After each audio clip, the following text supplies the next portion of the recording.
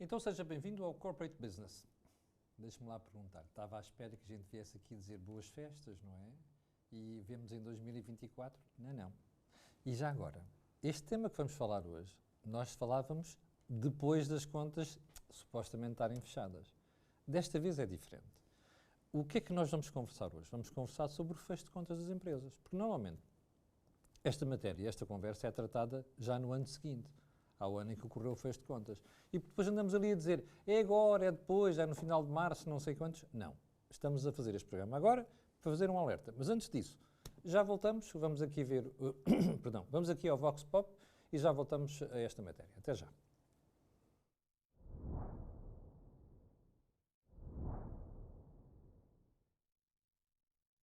Diria que a consulta da informação é sempre fundamental e nunca é demais. Ou seja, ter a informação atualizada sobre uma empresa e as suas contas, antes de mais, é uma prevenção para o futuro.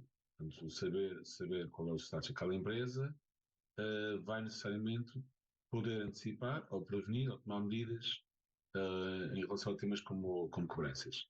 Ao mesmo tempo, previne temas de exposição, quer do ponto de vista também de algumas regras de compliance, quer do ponto de vista de fornecedores internacionais, ou seja, existe aqui um conjunto de circunstâncias que eu considero que sejam mesmo fundamentais de acesso à informação. Este é o seu corporate business. Para que serve o corporate business? Para você aprender a tomar decisões. Como o José Pedro Farinha costuma dizer, desde que nós inventámos este programa, isto é a melhor informação financeira fiscal. Bem, não sou eu que o digo, portanto vocês julguem em função do que ele e a Isabel costumam aqui dizer. Já percebeu que estamos com a última edição deste mês, dezembro, e, como eu dizia há bocadinho, normalmente este tema só é falado no ano a seguir. Nós decidimos trazê-lo agora. Porquê? Porque nunca é demais alertar para antes do final do ano, é quando você já devia ter todas as contas limpinhas e prontinhas para apresentar. Ora, é isso que vamos falar hoje. Comigo tenho o José Pedro Farinha, que é o CEO da Betocnet, tenho a Isabel Cipriano, também está sempre aqui, que é a Presidente da Apotec, e agora está ali ao lado, ao meio, um bocado mais magro, o Fernando Amaral.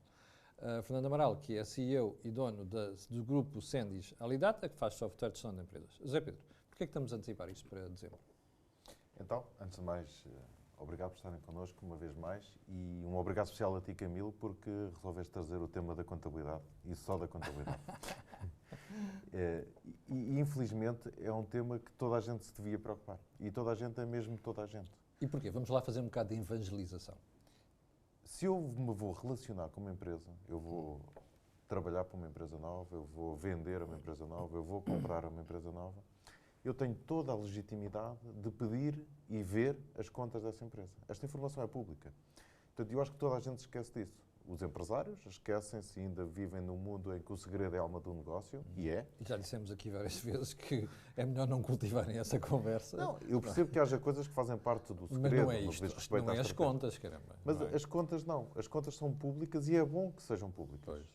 E é bom que nós, quando nos vamos relacionar com alguém, tenhamos a capacidade de analisar se essa empresa nos vai continuar a pagar salário, se nos vai permitir uma progressão na carreira, se vai vender-nos os serviços que eu posso ter uma vender, relação estável com aquela empresa ou não. se vai pagar aquilo que nos comprou. Portanto, e isso é fundamental. E as empresas esquecem-se disso. Inclusive os que necessitam dessa informação, como os da própria empresa, inclusive os contabilistas, porque também nós, contabilistas, nos esquecemos que preparamos informação para os outros. Nós trabalhamos numa profissão de interesse público. Esquecem-se de pressionar a própria empresa, a dizer assim, atenção, é de bom tom e é bom para a própria empresa chegarmos a esta altura do ano e está tudo apuradinho. E isso para a decisão interna e para que se possa decidir melhor. Mas também é bom que nós tenhamos consciência que nós produzimos informação para um conjunto alargado de stakeholders, que não é só a administração fiscal. Nós produzimos informação para todas as entidades que se relacionam ou que se venham a relacionar com esta entidade. Isabel, porquê é que as empresas esperam por fevereiro, por março, às vezes até pela segunda quinzena de março, para andarem ali numa fona todos a ver se conseguem fechar os resultados? Camilo, isso tem a ver com a otimização do processo administrativo das próprias empresas. Mas é um defeito com que nós trabalhamos. Não, eu, por exemplo, conheço muitos bons exemplos de empresas que conseguem ser céleres na prestação de contas. Okay. Aqui temos que fazer uma diferenciação do tecido empresarial em que temos a padaria, o supermercado, o mini-mercado, a tabacaria, a Onde não há pastelaria. sistemas de informação. Não, em que o gestor tem um tempo mais descuidado para a análise da informação contabilística. Até porque o contabilista, muitas das vezes, não é visto como um parceiro da gestão, é visto como o arauto da desgraça, supostamente dita, do cobrador de Ou impostos. então aquela pessoa a quem os gestores ou os donos das empresas dirigem e dizem: como é que eu posso pagar menos impostos? Ou então, quanto é que eu tenho a pagar do IVA do período? Quanto é que vai ser uma expectativa do IRC para este ano? Porque até isso é proativo. Portanto, este é o tempo da gente preparar a prestação de contas, antecipar orçamentos do próximo ano e políticas que as organizações têm que definir, renegociar contratos, ver as políticas de fornecedores, ver o que é que se pode fazer aos colaboradores, e isto está tudo aonde? Nos números da contabilidade, que servem primeiramente às empresas, depois servem todos os outros, mas servem primeiramente à organização. Portanto, quanto mais evoluído e mais automatizado for o processo administrativo das próprias empresas, melhor a informação numérica pode ser gerida. Isabel, deixa-me só alertar os espectadores que nós temos um gráfico, olha, deve estar aí a aparecer neste momento, e você tem aí um link para poder votar. Ora bem, e a pergunta que o gráfico faz é: considera útil a consulta das contas de uma empresa antes de se relacionar com ela? Neste momento nós temos, nunca pensei nisso, 41,2%. Ai, Nossa Senhora, nunca pensei nisto. Sim, 35,3%. Não, 23,5%. Eu espero, até ao final do programa, termos uma esmagadora maioria de pessoas que dizem sim. Portanto, toca a votar, se faz favor. Bom, agora chegou a vez do Fernando. Fernando, tu és a empresa aqui, não és contabilista. Se eu te perguntar assim, estamos a 10 dias do final do ano, tu já sabes qual é que vai ser o resultado da tua empresa, do teu grupo? Eu já sei mais ou menos quanto é que vai ser o resultado da empresa desde julho. Desde julho? Do ano passado. Deste ano, não do ano passado. Porquê? O nosso caso é um caso um bocadinho particular, porque nós trabalhamos com projetos que normalmente, há bocadinho falava e bem, que têm uma durabilidade de meses. E, portanto, eu tenho uma projeção de números que nunca é mensal, portanto é semestral ou anual. Okay. Até pela própria natureza dos projetos. Exatamente. E tem projetos, por exemplo, que são adjudicados agora, que nem contam para as contas deste ano, pois. Contam para as contas do ano que vem, porque lá está, são 6, 7 meses, um ano de desenvolvimento e, portanto, eu não vou estar a reconhecer a faturação, o revenue daquela venda toda neste exercício. E, portanto, tenho aqui alguma particularidade, por isso temos que segmentar alguns tipos de negócios, os serviços nisto são um bocadinho diferentes. Depois, quando falamos de fecho de contas, também temos que fazer aqui, acho que, uma distinção. Se estamos a falar de contabilidade orçamental, de analítica ou de contabilidade propriamente dita, porque ainda há bocadinho eu falava aqui com o Zé Pedro, às vezes temos conta da analítica dá lucro e depois passamos para a contabilidade geral e temos prejuízo. E isto é outra realidade, portanto, que é, normalmente o fecho do ano para nós não é decididamente em dezembro, na pior das hipóteses é em setembro. Porquê? Porque eu nessa altura já tenho que ter uma projeção dos valores que vou ter no final do ano. E começares a pensar o que é que vais fazer no ano seguinte, não é? E depois também tem a ver com estratégia, tem a ver com aquilo que temos que fazer, como é que vamos desenvolver os mercados, até porque no nosso caso em particular estamos em várias geografias. Tu estás em Angola, em Moçambique. Em Cabo Verde também? Cabo Verde, portanto, Brasil, temos que ver em cada caso como é que vamos fazer. Temos que dar mais força num lado, porque aquele mercado está a subir, se há outro que está a perder gás, sabemos que temos que desinvestir ou manter, e, portanto, isto não é feito decididamente, não é feito nesta altura. Eu outra via, mas é que nesta altura já está mais preocupado em abrir contas, não em fechá-las. Porque agora temos Isabel está aqui a rir, ela já vai comentar isso. Temos que estar mais preocupados, agora já devíamos estar a pensar para aí em março, e não em dezembro. Estamos no calendário em dezembro, mas não estamos em dezembro. Zé Pedro, isto é uma questão de cultura das empresas, basicamente. E o Fernando trouxe aqui um bom exemplo de boas práticas na gestão da empresa a partir das suas contas, em que pega do real e constantemente vai avaliando o que é que vai ser o seu futuro. Mas eu até tenho uma pergunta para o Fernando, que é: quando ele compra alguma coisa a uma empresa, quando vende alguma coisa a uma empresa, se ele tem o cuidado, antes de fechar o negócio, de analisar as contas dessa empresa? Fernando? Temos. Não é quando compra ou quando vende, quando faço uma proposta. Antes de fazer uma proposta a qualquer empresa, nós fazemos a análise de toda, até para perceber, em termos de processos, nós trabalhamos com empresas em Portugal. Eu nunca sei bem este número, se nunca sei se é 3,4, se é 4,3, que é o número médio de empregados numa empresa em Portugal. 4,3. 4,3. E, portanto, nós trabalhamos com muitos PIs, muitas pequenas empresas, que é o nosso tecido empresarial, falámos há bocadinho. P's de pequenas. E depois umas médias e algumas poucas grandes. E quando propomos o desenho de um processo, nós temos que perceber bem, nós temos até um questionário para o cliente preencher, que não é só financeiro, que tem a ver com o número de faturas que produz, o número de empregados, quantidade de artigos, porque isto dá uma radiografia da empresa e ajuda a desenhar o próprio processo, porque ele é completamente diferente. Eu aproveito para dizer que posso atestar que isto que o Fernando está a dizer é verdade. Porque regularmente, quando vamos almoçar, porque acontece com muita frequência, às vezes estamos a falar de clientes de negócios e o Fernando depois comenta estas coisas. Portanto, posso atestar que ele está a falar a verdade. Isabel, esta questão que o Fernando está a colocar é muito importante e é muito interessante para as empresas. E não é só para as empresas, é também para os profissionais. Eu costumo dizer aos meus alunos que antes de aceitarem um cliente, quando respondem a uma entrevista de emprego, mesmo para o departamento interno dessas organizações, façam um estudo da entidade onde vão trabalhar, até para perceberem se podem crescer enquanto recursos humanos. Começa logo pelas contas. Claro. Se vão receber a proposta do empresário que quer mudar de contabilista e às vezes dizem, mas temos que perguntar se há dívidas. Ao abrigo do Código Deontológico há esse dever de lealdade entre os profissionais. Então como é que nós sabemos?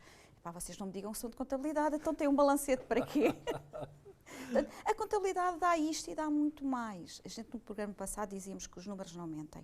É uma das grandes razões porque eu gosto daquilo que faço. Isabel, a Isabel é presidente de uma associação. E, portanto, Sim. Vocês lidam diariamente com empresas de contabilidade. Qual é a evolução que tem acontecido nesta matéria? Estamos a melhorar em matéria de celeridade na prestação de contas? Estamos. A desmaterialização veio impulsionar isto. E a pandemia vai dar outra alavanca maior a este... Pois, José Pedro costuma dizer que a pandemia fez aqui, foi um marco. A necessidade de colocar pessoas em remoto em sistemas fiáveis e confiáveis, que deem a transparência e relevância que as contas devem ter, sejam elas na prestação de contas anual, sejam elas em prestação de contas mensal. Eu, por exemplo, apuro resultados mensais. Não faço gestão de outra forma, é-me difícil conceber uma gestão sem apurar resultados mensais. Isto é verdade, é um exercício que eu faço desde 96. Olha, quem está a ver deve haver gente a dizer assim, mensais? Mas sim, isso é para quê? Sim, com cálculo do décimos e estimativas. É uma escola, Camilo. É aquela que eu defendo. E é essa filosofia que vocês passam às empresas que nós temos um leque de empresas grande na associação, desde gabinetes de contabilidade com rigor e preceito, desde gabinetes de contabilidade com dimensões mais pequenas, mas com igual rigor e preceito, até empresas que não têm nada a ver com o setor da contabilidade, banca, software houses, indústrias farmacêuticas. Portanto, uma panóplia de empresas que, por via da ação da formação da Apotec, têm boas práticas implementadas, não tenho dúvidas nenhumas. Este é aquele momento em que eu vou pedir então à realização, ali à nossa edição, para colocar no ar o gráfico, para ver como é que estamos de evolução do sim. Ainda vamos com 30... já vamos com 37,5. Eu recordo a pergunta, considero útil a consulta das contas de uma empresa antes de se relacionar com ela. Nunca pensei nisso, já baixou para 38%. Não chega, tenho que dizer que vocês precisam de continuar a votar nisto, para podermos ter um sim maioritário. Portanto, sim vai com 36%, o não 25,5%. Zé Pedro, esta questão de apuramento mensal tem interesse, verdadeiramente interesse? Ou ajuda só a chegarmos ao final do ano e já temos uma noção muito mais concreta das contas da empresa? Quando eu vou ao mercado e compro 1 quilo de batatas, eu entrego o dinheiro à senhora que está a vender e trago as batatas para casa. Portanto, eu desafio todos os empresários que têm relação com os escritórios de contabilidade a fazer isso. Todos os meses pagam a contabilista, todos os meses têm que ter resultado. E a seguir, não se esqueçam que também eles têm a obrigação, de que é dar informação necessária para que o contabilista trabalhe. Eu acho que nós, contabilistas, temos um desafio enorme, que é ensinar os nossos clientes a serem exigentes connosco. Pois, essa função pedagógica é muito importante. Porque vimos com décadas e décadas de que a contabilidade não tem importância. A única importância é o apuramento do imposto. E isso não pode ser verdade. E eu nem concordo totalmente com a Isabel quando ela diz que está tudo muito melhor. Está melhor. Claro que está melhor, mas não está resolvido. Ou seja, Ok. Nós não podemos, em janeiro, estar a discutir se temos ou não temos inventários valorizados. Nós temos que ter inventários valorizados todos os meses. Durante Nós temos o que ano. conseguir apurar o resultado Pois. todos os meses. Temos que conseguir apurar o imposto a pagar todos os meses. Mais, temos que saber todos os meses quanto é que vai ser o nosso resultado no final do ano, quanto é que vai ser o nosso imposto a pagar no final do ano. Claro que vai haver alterações em função do que nós previmos. Mas se não planearmos, então é que não sabemos nada. Ó Pois. Zé Pedro, mas isso obriga a que os gabinetes de contabilidade façam uma preparação técnica de sistemas para poderem dar essa resposta. Isto tem que ser suportado na informática. Não, e está aqui o Fernando para nos ajudar com Sim, isso. exatamente, Porque- temos aqui o Fernando Porque que faz exatamente se a isso. pandemia trouxe uma coisa de boa, foi a democratização de ferramentas informáticas. O Fernando há Pois. bocadinho estava a falar, e agora vou fazer de embaixador dele, e estava-me a lembrar que o software dele está ligado diretamente com bases de dados de informação externa para que nós consigamos fazer o scoring dos clientes antes de enviar uma proposta. Exatamente. Fernando, epá, eu adoro ver ali uma empresa de contabilidade fazer a publicidade, entre aspas, da tua empresa, mas agora explica lá isto melhor, se faz favor. Nós temos muito esta preocupação, mas também é preciso perceber aqui uma coisa que tem a ver com a nossa história. Nós falámos na altura do Covid, mas há dois momentos importantes para as empresas em Portugal. Um é a evolução, o salto que a autoridade tributária deu e nos obrigou a dar, que foi o Covid-18. Vamos lhe chamar Covid-18 ou Covid-11, não sei se foi em 2011, para aí assim. Também tivemos um Covid-11 e depois tivemos o Covid-19, que foi o segundo salto. Porque é preciso não esquecer, nós, embora sejamos todos muito jovens, temos idade suficiente para nos lembrarmos que as empresas fechavam no final do ano para fazer o inventário. Porque na altura produziam-se valores de inventário. A mesma coisa com o imobilizado. Inventavam-se. Inventariava-se o inventário. E tudo isso acabou. Portanto, hoje a realidade é uma realidade completamente diferente.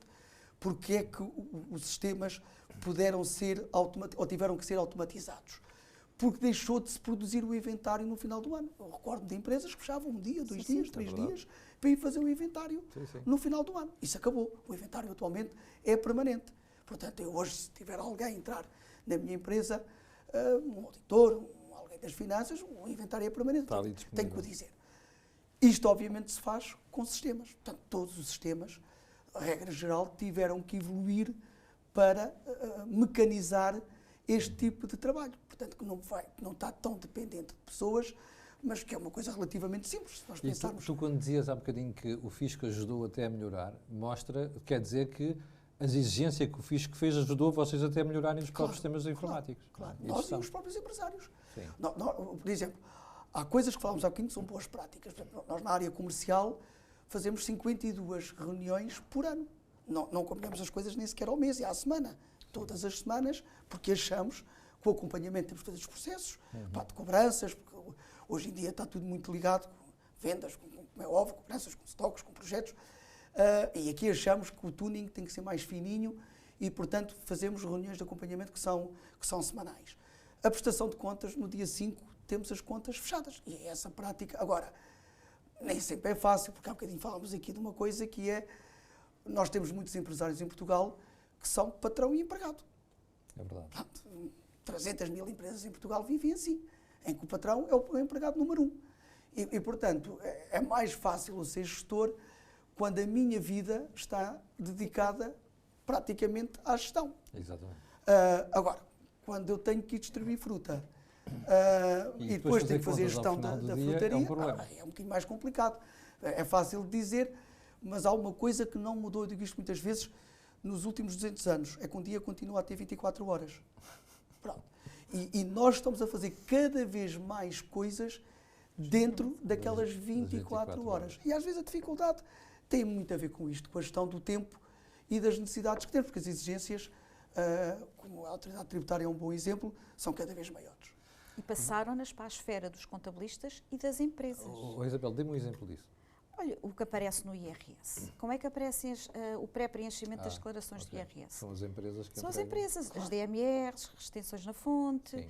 a faturação, a comunicação não é fatura. E Isto não é bem feito verdade. Sim. Porque as software houses é que ficaram com o trabalho todo, têm que lá pôr isto.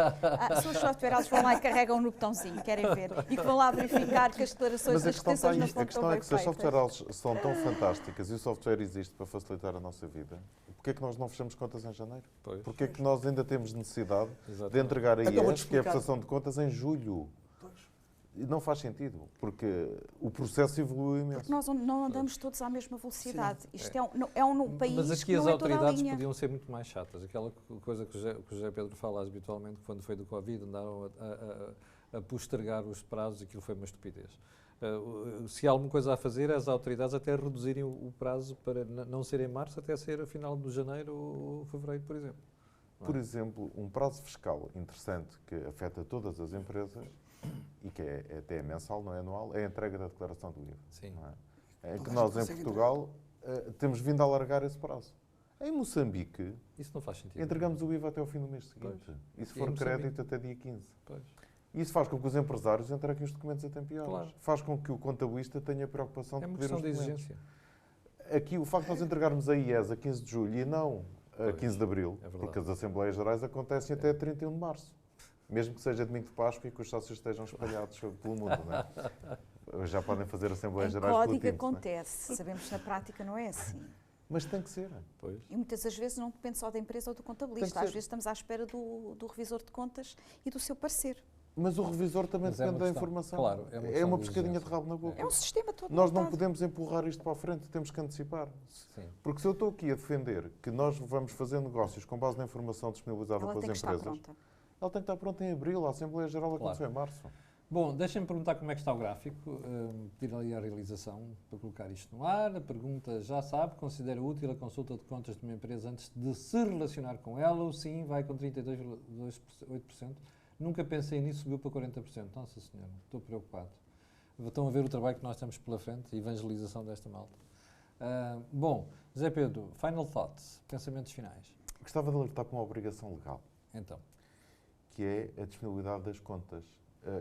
As contas são depositadas na Conservatória, portanto, desde o Simplex temos esse processo facilitado através da IES. A IES não é um relatório de contas, é uma forma simplificada de entregar contas na Conservatória. As contas têm que estar disponíveis e podem ser consultadas por qualquer entidade que esteja interessada, qualquer pessoa que esteja interessada na sede da empresa. E para todas as empresas que têm website, as contas têm que estar preferencialmente no disponíveis. site. Não é preferencialmente, é obrigatório. Obrigatório. Artigo 70 do Ah. Código de Estados Comerciais. Todas as empresas têm que ter as contas disponibilizadas no seu website. Ok. E isto é assim há muito tempo e nada acontece para quando não é. Portanto, vou mudar o preferencialmente para o obrigatoriamente. Advérbio de modo obrigatoriamente. Entendido? Bom. Pessoal, já vamos com 20 minutos de programa. Agora sim é que a gente pode desejar boas festas ao pessoal e dizer que nós estamos de regresso em janeiro. Quero agradecer à Isabel, ao Fernando e ao Zé Pedro e dizer-lhe que nós voltaremos no próximo mês. Já sabe que o programa é um programa mensal e aqui você encontra a melhor informação financeira e fiscal. Fique bem, eu voltarei amanhã de manhã com o Acordo do Dinheiro, como sabe, mas nós voltaremos daqui a um mês. Muito obrigado.